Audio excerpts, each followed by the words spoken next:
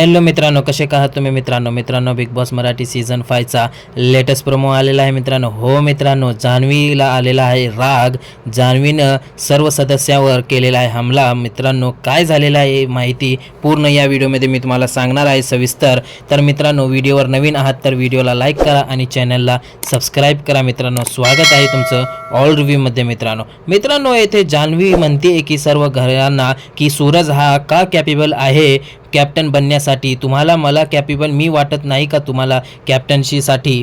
तुम्हाला मनापासून वाटते की मी कॅप्टन बनण्यासाठी लायकीची नाही का, असं सर्व सदस्यांना जान्हवी सांगते मित्रांनो. आणि ते सांगते आणि सगळ्या लोकांना सांगते की जो लोक सुधारण्यासाठी प्रयत्न करतात तर त्या लोकांना तुम्ही सुधारण्यासाठी काही मौका देत नाही आणि जे सुधारतात त्यांना तुम्ही सुधरू पण देत नाही, असं जान्हवीचं म्हणणं आहे मित्रांनो.